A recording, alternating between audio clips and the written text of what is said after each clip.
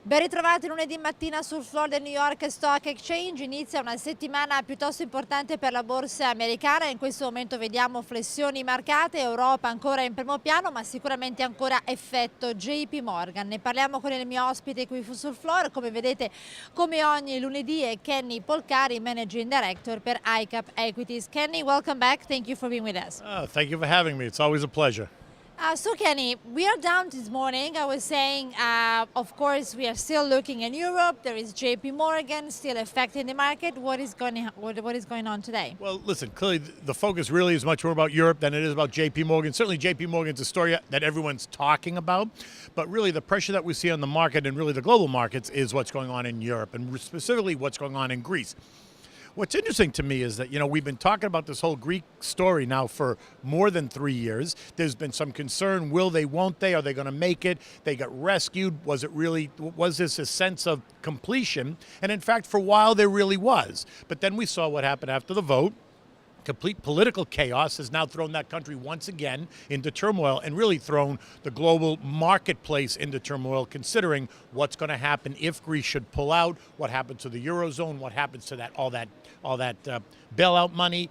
Are they going to walk away from it? Will they just declare bankruptcy and start all over again? And so there's real concern out there. Nothing that I think should actually be too surprising, because quite honestly, we've been talking about it for so long, and even though they bailed them out, there wasn't any finality to the bailout. We knew that politically there was going to be a change happening, but people tried to sign it off as if not a big deal. Greece was going to play the game. And in fact, the Greeks are telling you that they're frustrated, and you can't blame them.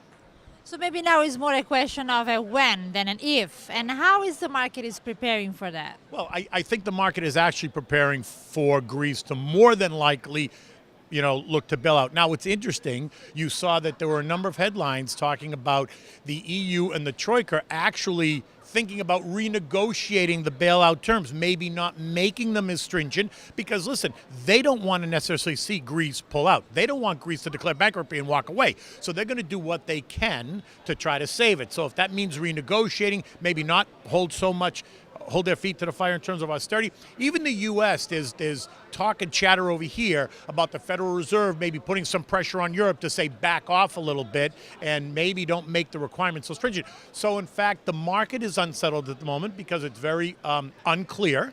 But I suppose we'll see over the course of the next month and a half, because more than likely going to have new elections come June.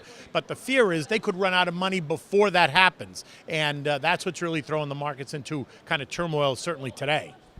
And of course, you were saying JP Morgan is not having a direct impact anymore, but the banks are still down. And Moody's actually was supposed to announce in these days his decision on 100 banks, and he's delaying that because of JP Morgan. I mean, all the risk management has to be readdressed again. Well, I think that that's true, and I didn't mean to say that the JP Morgan situation is not concerning. It is.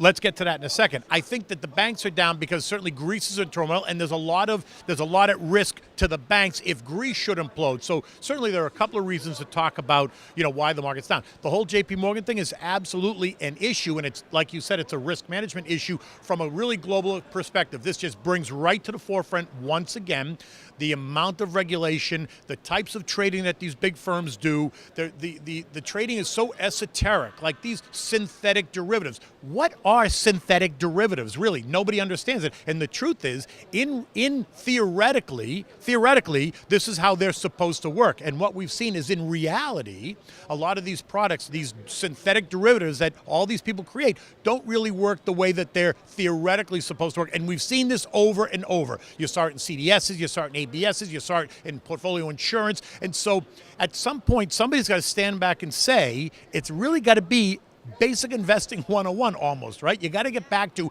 basic investing, because all this creative derivative products do nothing but allow people to take on risks that they don't understand, and then you have blow-ups like this, which really bring the whole marketplace into turmoil.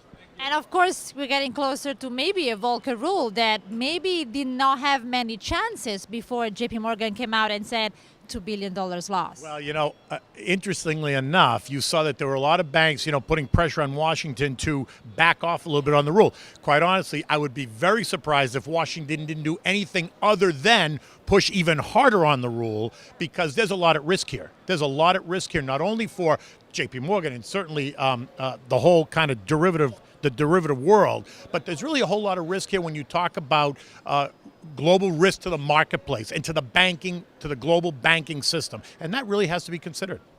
And I would love to underline global. It's not United States. It's not just United States problem. Far from it. The world is too interconnected, and we've seen it. Listen, we saw it all during the 2008 financial crisis that hit every country across the board, and quite honestly, we're still feeling the aftershocks of that earthquake. Now let's talk about something that maybe will share the market at least for one day. Of course, it's the week. We are there.